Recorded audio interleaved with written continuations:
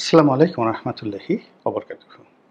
সম্মানিত দর্শক, সম্প্রতি আমার দেশ পত্রিকায় তাদের যে অনলাইন ভার্সন এবং সম্ভবত আ আমি ওদের প্রিন্ট ভার্সনগুলো পড়ি না। অনলাইনে যেটা আসে, ফেসবুকে যেটা দেখতে পাই, সেখানে দেখলাম যে শেখ হাসিনার অনেকগুলো অডিও অ ফুটেজ, তার যে বক্তব্য, সেগুলো তারা প্রকাশ করেছে। তার কিছু টেলিফোন সংলাপ, অতীতের সংলাপ তারা নিয়মিত প্রকাশ করে যাচ্ছে। আর সাম্প্রতিক সময়ে তিনি যে ঘন, ঘন বৈঠক করছেন নেতাকর্মীদেরকে এবং নেতাকর্মীদেরকে যেভাবে ইনস্ট্রাকশন দিচ্ছেন এবং যেভাবে তাদেরকে প্রতিশোধ নেওয়ার জন্য, প্রতিপক্ষকে আক্রমণ করার জন্য নির্দেশনা দিচ্ছেন, তা রীতিমতো আতঙ্কজনক। আওয়ামী লীগের মতো একটা বড় দল, তারা এখনো বাংলাদেশে আছে। শক্তি নিয়ে, অর্থ নিয়ে আপনি কয়জনকে গ্রেপ্তার করবেন? কয়জনকে জেল ফাঁস দেবেন? কয়জনকে মারবেন?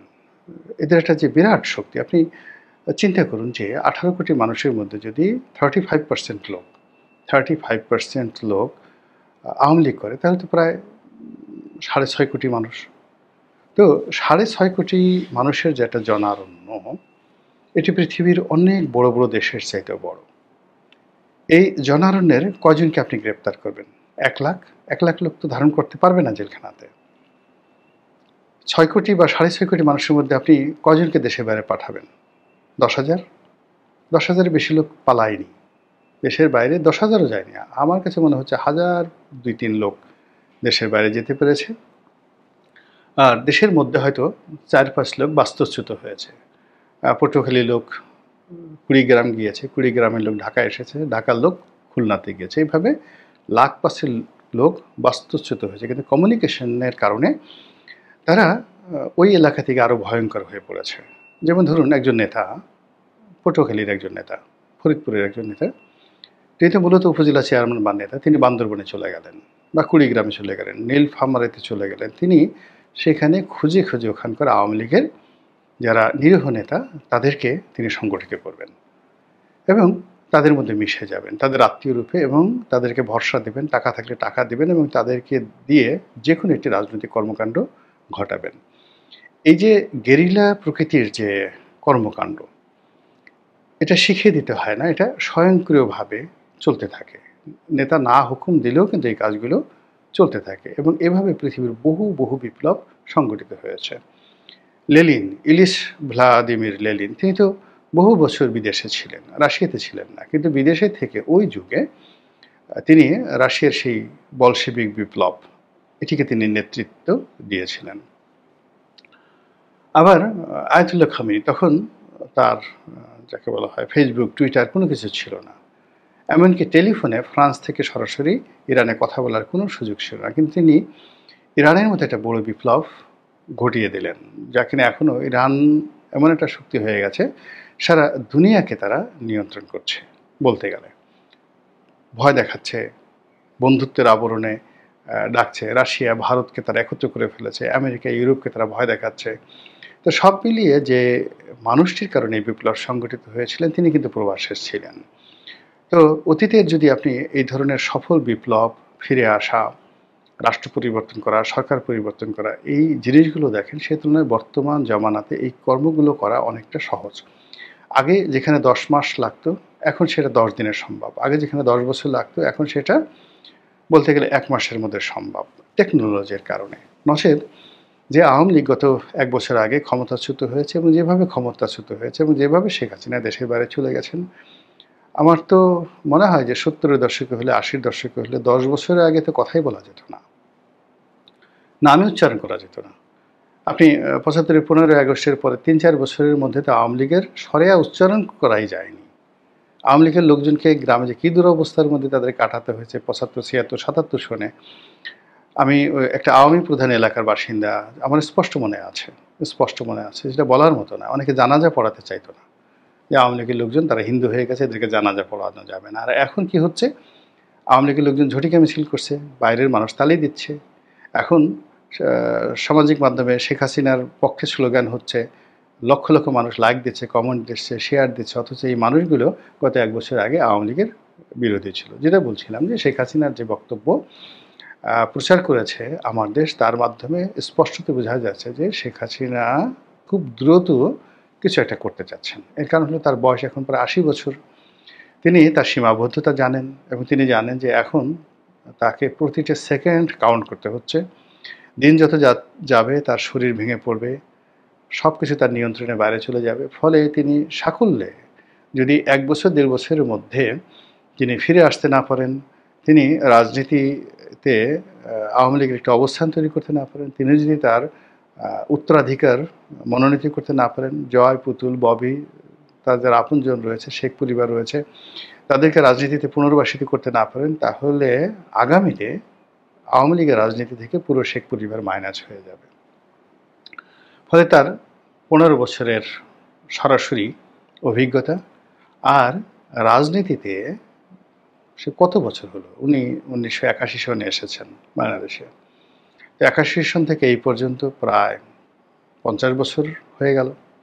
সেই ৫০ বছরের তার যে সুদীর্ঘ অভিজ্ঞতা, ৫০ না ৪৫, অত হবে না, ৪৫ বা ৪৬ বছরের তার যে অভিজ্ঞতা, সুদীর্ঘ অভিজ্ঞতা, সেই অভিজ্ঞতা এখন তিনি এটিকে অভিঘাতে পরিণত করতে চাচ্ছেন। ২ নম্বর হলো যে তিনি ইতিপূর্বে ভারতে নির্বাসনে ছিলেন বঙ্গবন্ধু হত্যাকাণ্ডের পরে। তখন তার বয়স অল্প ছিল, টাকা ছিল না, অসহায় ছিলেন। কিন্তু এখন সরকারের হিসাব অনুযায়ী যদি তিনি ১৫ লক্ষ কোটি টাকা পাচার করে থাকেন, আর এর মধ্যে যদি তার হাতে এখন ক্যাশ ২-৩ কোটি টাকা, ২-৩০০ কোটি টাকা থাকে, মানে ২-৩০০ কোটি হবে না, ২-৩ লক্ষ কোটি টাকা, মানে ১৫, মানে চুরি চামারির টাকা পয়সার হিসাবও করতে পারি না ঠিকমতো। আমি এখনও ঠিকমতো টাকা গুনতে পারি না। ২-৩ লাখ টাকা গুনতে দিলে আমার ভুল হয়ে যায়।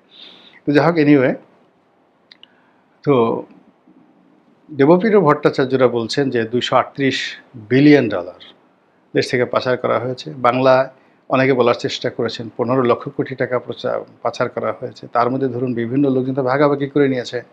তো শেখ হাসিনার ভাগে যদি ২ লক্ষ বা ৩ লক্ষ কোটি টাকা থেকে থাকে, আর সেই টাকার মধ্যে থেকে যদি মাত্র ৫০,০০০ কোটি টাকা তিনি ব্যয় করেন বাংলাদেশকে উত্তাল করার জন্য, সর্বনাশ ঘটে যাবে। আমাদের দেশে মানে টাকা এত powerful, it is so sexy এবং সো সেলিব্রিটি। এখন টাকার চাইতে কোনো সেলিব্রিটি নাই। ৮০ বছর ৯০ বছরের একটা বৃদ্ধ বা বৃদ্ধা, সে যদি টাকা উড়ায় তাহলে যে কোনো তরুণ বা যে কোনো তরুণীকে সে মুগ্ধ করতে পারে, তার সঙ্গে বিছানায় নিতে পারে, তার সঙ্গে ঘর করতে পারে, তার পিতামাতাকে কিনে ফেলতে পারে, তার পরিবারকে কিনে ফেলতে পারে। এই হলো টাকা, যেটা আগে কল্পনাও করা যেত না। তো সেই টাকা দিয়ে তিনি অনেক কিছু করতে পারেন, এবং ওটাই আমার দেশ যে ফুটেজগুলো তারা প্রকাশ করেছে, লিক করেছে, তাতে ওই যে তার যে শক্তি, সামর্থ্য, তার যে কমান্ডিং ভয়েস, তিনি যে একটু অবদমিত হন নাই, তিনি যে আগের মতোই বাংলাদেশের প্রধানমন্ত্রী হিসেবে শেখ হাসিনার যেভাবে কথা বলতেন দাপট নিয়ে, মনে হয় যে তিনি ভারতে বেড়াতে গেছেন, রেস্ট নিতে গেছেন। তো রেস্ট নিতে গিয়েছেন, এখন ভারতে গিয়ে তিনি তার নেতাকর্মীদেরকে হুকুম দিচ্ছেন, এবং তিনি এখনও তিনি মনে করছেন যে বাংলাদেশে তিনি বৈধ প্রধানমন্ত্রী, আবার আগামীতেও তিনি প্রধানমন্ত্রী থাকবেন। এই দেশটা তারই, তার বাবাই যুদ্ধ করেছেন। তো তিনি এই মধ্যে যে ঘটনাগুলো আমরা এখন এখানে বসে বলছি যে এই জুলাই আগস্ট বিপ্লবে হাজার হাজার মানুষ আহত হয়েছে, হাজার হাজার মানুষ নিহত হয়েছে, শেখ হাসিনা এটা করেছে, ওটা করেছে, এই পুরো জিনিসগুলোকে তিনি জাদুঘরে পাঠাতে চান। এবং এখন যারা ফ্রন্ট লাইনে রয়েছেন তাদেরকে তিনি একটা দাঁত ভাঙা জবাব দিতে চান, এমন জবাব যেটা তারা, মানে তাদের বংশধররা পৃথিবীতে কিয়ামত পর্যন্ত মনে রাখবে। এইরকম জিঘাংসা, প্রতিহিংসা তার বক্তব্যের মধ্যে ফুটে উঠেছে, এবং ওই ব্যাপারে সতর্ক করার জন্য হয়তো মাহমুদুর রহমান সাহেব তার পত্রিকায় এই জিনিসগুলো প্রকাশিত হয়েছে। এখন আমি আমার নিজের ব্যক্তিগত যে অভিমত, শেখ হাসিনাকে আমি যেভাবে দেখেছি বা আপনারাও দেখেছেন, আপনারা লক্ষ্য করবেন যে 1/11-এর সময় একবার শেখ হাসিনা দেশের বাইরে চলে গেলেন। তো উনি গেলেন চিকিৎসার জন্য। এর কারণ হলো 21 আগস্টের যে গ্রেনেড হামলা হয়েছিল বিএনপির জমানাতে, এই গ্রেনেড হামলাতে তার একটা কান সম্পূর্ণ নষ্ট হয়ে যায়। তো সেই কানের চিকিৎসার জন্য তাকে রেগুলার বিদেশের মাটিতে যেতে হতো, এবং এখন পর্যন্ত তাকে কিন্তু সেই চিকিৎসা নিতে হচ্ছে। এবং এই কারণে কি হলো, বিএনপির নাম শুনলে, তারেক রহমান সাহেবের নাম শুনলে, তারপরে খালেদা জিয়ার নাম শুনলে, লুৎফুজ্জামান বাবরের নাম শুনলে, 21 আগস্টের নাম শুনলে শেখ হাসিনার মনে কী ধরনের প্রতিক্রিয়া তৈরি হতে পারে, তার কানের ব্যথাটাই চিনচিন করে ওঠে। তো ওই সময়টাতে কানের চিকিৎসা করার জন্য তিনি দেশের বাইরে গেলেন 111 সময়, এবং সরকার তখন প্ল্যান করলো যে বেগম জিয়াকেও পাঠিয়ে দেবে আর শেখ হাসিনাকেও আসতে দেওয়া হবে না, -2 ফর্মুলার নেতৃত্ব মানে তখন তারা সেটা বাস্তবায়ন করার জন্য সর্বোচ্চ শক্তি প্রয়োগ করলো। কিন্তু শেখ হাসিনা সেটাকে চ্যালেঞ্জ জানালেন, এবং ওই সময়টিতে তিনি ব্রিটিশ এয়ারওয়েজে করে যেভাবে ঢাকা এয়ারপোর্টে এসেছিলেন, তারপরে তিনি আত্মসমর্পণ করেছিলেন, জেলে গিয়েছিলেন, সে এক ইতিহাস, সে এক ইতিহাস। তো কাজেই শেখ হাসিনাকে কেউ যদি কাপুরুষ মনে করেন বা মহিলা মনে করেন, কেউ যদি তাকে ভীরু মনে করেন, তারপরে তিনি ভারত থেকে আর আসবেন না, আমার কাছে এটা 50-50 রাখাটাই বেটার। যে ঠিক আছে, আপনাকে একেবারে হতাশ করতে চাই না যারা শেখ হাসিনার সঙ্গে নেতিবাচক কথা বলেন, কিন্তু তিনি অতীতে যে কর্মকাণ্ডগুলো করেছেন সেগুলোকে স্মরণ করেন। যেমন আপনি ধরেন গ্রেনেড হামলা তার উপর হয়েছে, ওইরকম গ্রেনেড হামলা যদি আপনার উপরে না আপনার পাশে হতো, 4-5টা সাউন্ড গ্রেনেড যদি ফুটিয়ে দেওয়া হয়, এখন আপনি কি করবেন? প্রাণান্ত চেষ্টা করবেন দৌড়ে পালানোর জন্য। পালানোর সময় আপনার পায়ের জুতা খুলে যাবে, আপনার প্যান্ট খুলে যাবে। অনেক দূর যাওয়ার পরে আপনি দেখবেন আপনি জাঙ্গিয়া পরে ঘুরে আছেন, জাঙ্গিয়া পরে দৌড়াচ্ছেন, শুধুমাত্র সাউন্ড গ্রেনেডে।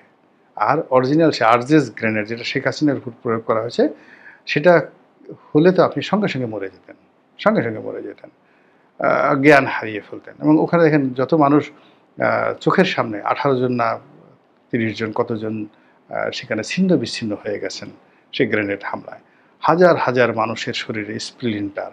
তো ওর মধ্যে শেখ হাসিনা একেবারে সুন্দরভাবে হেঁটে হেঁটে এসে তিনি গাড়িতে উঠলেন, আবার সেই গাড়িতে উঠে সেটার প্রতিবাদ জানানোর জন্য পার্লামেন্টে তিনি বক্তব্য দেওয়ার চেষ্টা করলেন, ক্যান্টনমেন্টে দেওয়ার চেষ্টা করলেন।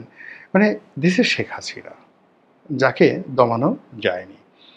তার বাবা মারা গেছেন, মানে নিহত হয়েছেন, মা, পুরো পরিবার 75 15 আগস্টের যে ঘটনা ঘটেছে, আপনার আমার জীবনে এই ঘটনা ঘটলে আমরা পাগল হয়ে যেতাম, অর্ধোন্মাদ না পুরো পাগল হয়ে যেতাম, কাপড় চোপড় থাকতো না শরীরে। কিন্তু এত কিছুর পরও তিনি রুখে দাঁড়িয়েছেন, নিজেকে যাকে বলা হয় রাষ্ট্র ক্ষমতায় নিয়েছেন, পিতৃহত্যার বিচার করেছেন, মানে তার যা যা কামনা বাসনা ছিল সব কিছু করেছেন। এবং তিনি গর্ব করে প্রায় বলেন, জীবনে যা কিছু পেয়েছি, চেয়েছি সব কিছু পেয়েছি, করতে চেয়েছি, করতে সামর্থ্য দিয়ে মানে আল্লাহ দিয়েছেন। কাজেই তিনি এই যে ধরে নিয়েছিলেন যে তাকে মেরে ফেলা হবে, তিনি এটা সবসময় বলতেন যে আমি পালাবো না, আমাকে মেরে ফেলা হোক, এবং আমাকে পাড়িয়ে মেরে ফেলা হোক, ফাঁসি দেওয়া হোক, আমি এই দেশ ছেড়ে যাব না, এরকম তার একটা ডিটারমিনেশন ছিল।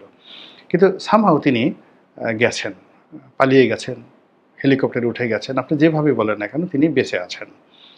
তো তার কাছে মনে হচ্ছে যে তিনি বেঁচে আছেন, এটা বিধাতার একটা আশীর্বাদ, আল্লাহর একটা ইঙ্গিত। আরও কিছু অসমাপ্ত কাজ করার জন্য বোধহয় আল্লাহ থেকে বাঁচিয়ে রেখেছেন, এবং সেই অসমাপ্ত কাজ করার জন্যই তিনি এখন এই যে দাম্ভিকতা দেখাচ্ছেন, ছটফট করছেন, দেশে আসার জন্য চেষ্টা করছেন, জড়িত করছেন। তো এটা সঙ্গত কারণে আওয়ামী যারা বিরোধী শক্তি তাদের জন্য একটা ব্যাড সিগন্যাল। শেখ হাসিনা এমনি খুবই অস্থির প্রকৃতির, খুবই জেদি, এবং এটা বঙ্গবন্ধু নিজেও বলেছেন যে তার এই মেয়েটা অসম্ভব জেদি। এবং এই সকল জেদি মানুষ যারা পুরুষ এবং নারী, তারা বুড়ো হয়ে গেলে আরও বেশি জেদি হয়ে যায়। আপনি দেখবেন যে সারা জীবন যে মহিলা বা যে পুরুষ ক্যাটক্যাট ক্যাটক্যাট করতেন, ঝগড়াঝাটি করতেন, বুড়া হওয়ার পরে সে লোকজন নাই, মরে গেছে, বুড়ি মরে গেছে বা বুড়া মরে গেছে, একা একা সে রুমের মধ্যে বসে বসে সারাদিন ক্যাটক্যাট ক্যাটক্যাট করতেই থাকে। এরকম জেদ এদের যায় না, এদের যত বুড়ো হয় তত জেদ বাড়তে থাকে। তো শেখ হাসিনা এখন যেখানে আছেন, তিনি ভারত রীতিমতো অত্যাল এবং অস্থির করে ফেলছেন যে ঠিক আছে, তোমরা আমাকে সাহায্য করতে পারলে করো, না পারলে আমাকে ছেড়ে দাও, আমি আমার মতো যাই, আমি যদি মরি বাংলাদেশে গিয়ে মরবো, আমি সীমান্ত দিয়ে চলে যাব, টুস করে ঢুকে পড়বো, অথবা তোমরা আমাকে এয়ারপোর্ট পর্যন্ত পৌঁছে দাও। তো এই জিনিসগুলো না প্রতিদিনই এটা নিয়ে কিন্তু ভারত উত্তপ্ত হচ্ছে। ভারতের উত্তরপাড়া, দক্ষিণ পাড়া, সাউথ ব্লক, নর্থ ব্লক, সব প্রতি মুহূর্তে এখন শেখ হাসিনা এখানে আলোচনা হচ্ছে, বিহারে আলোচনা হচ্ছে, উড়িষ্যাতে আলোচনা হচ্ছে, ওখানে মুসলিম কমিউনিটির মধ্যে আলোচনা হচ্ছে, মোদি বিরোধীদের মধ্যে আলোচনা হচ্ছে। এর মধ্যে মোদি যেভাবে তাকে যাকে বলা হয় ওন করে রেখেছে, এবং যেভাবে তাকে প্রোটোকল দিয়ে যাচ্ছে, এবং যেভাবে ডক্টর মোহাম্মদ ইউনূসকে এখনও পর্যন্ত, এইবার ধরেন ডোনাল্ড ট্রাম্পের সাথে দেখা হবে বা ডক্টর মোহাম্মদ ইউনূসের সাথে দেখা হবে, এই জন্য নরেন্দ্র মোদী সেই জাতিসংঘ অধিবেশনে গেলেনই না। তো তিনি বাংলাদেশকে একটা জিদ হিসাবে ভারত বা দিল্লি এই মুহূর্তে গ্রহণ করেছে, এবং সেখানে এই যে শেখ হাসিনার যে জিদ, এই জিদগুলো যদি আমরা সম্মিলিতভাবে মোকাবেলা করতে না পারি, তাহলে দেখা যাচ্ছে যে শেখ হাসিনা যে জিনিসগুলো করতে চাচ্ছেন সেটা যে আপনার আমার মাথার উপরে বজ্রপাত হিসেবে আসবে না, এই কথা দিব্যি করে বলার কোনো স্কোপ নাই। মহান আল্লাহ আমাদের দেশের